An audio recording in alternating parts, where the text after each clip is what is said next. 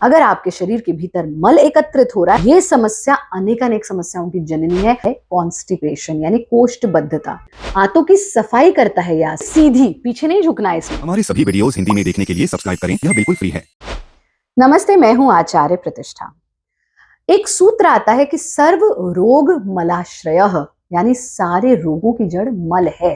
अगर आपके शरीर के भीतर मल एकत्रित हो रहा है, मल का निष्कासन नहीं हो रहा, तो समझ जाइए कि ये समस्या अनेकानेक समस्याओं की जननी है। और ऐसी एक समस्या है कॉन्स्टिपेशन यानी कोष्ठबद्धता।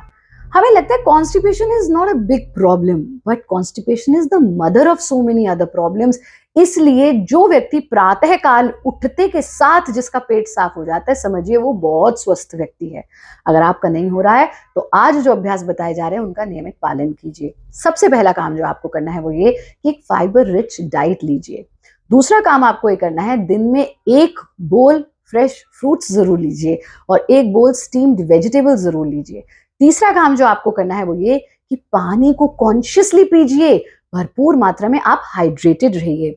चौथा काम आपको ये करना है कि प्रातःकाल उठते के साथ 2 ग्लास गुनगुना पानी पीजिए। और ये जो आप 2 ग्लास गुनगुना पानी पिएंगे, ये अगर रात्रि में ताम्र पात्र में रखा हुआ पानी है, फिर इसको आप पैन में गर्म कीजिए, ना कि माइक्रोवेव में इसका सेवन कीजिए। बैठ करके पानी पिएंगे और पानी पीने के बाद आप थोड़ी देर उकड़ू बैठिए। ये आपको 4 काम हमने बताए हैं।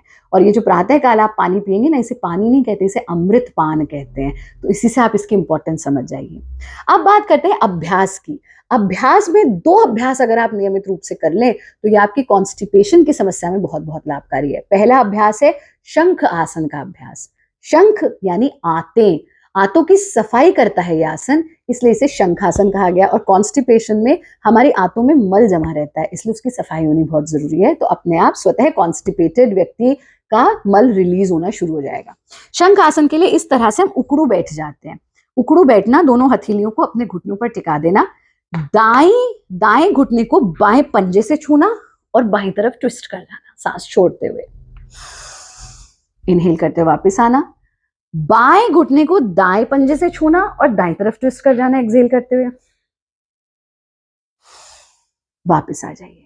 बस इतना सा काम 10-10 बार रिपीट कर लीजिए। 5 से शुरू कीजिए, धीरे धीरे 10 पर ले जाइए।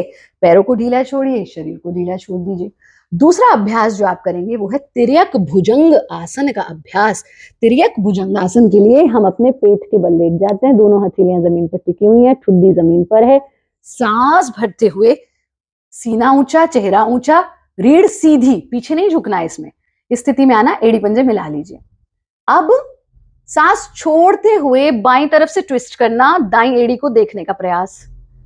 सांस भरते हुए वापस, सांस छोड़ते हुए दाईं ओर से ट्विस्ट करना, बाईं एड़ी को देखने का प्रयास। सांस छोड़ते हुए वापस।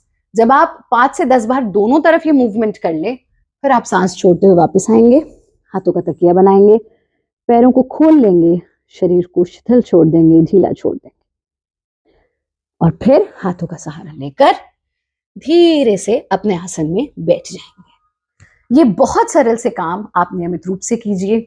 अगर आपके पास अपनी गाय है, गाय का घी है, देसी गाय का देसी घी है, तो हर मील से पहले 1 चम्मच देसी घी ऐसे ही खा लीजिए गरम करके।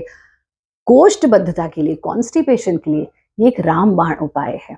आप इन सब चीजों का पालन करें, तनाव मुक्त रहें, हमारा कार्यक्रम नियमित रूप से देखते रहें। नमस्ते।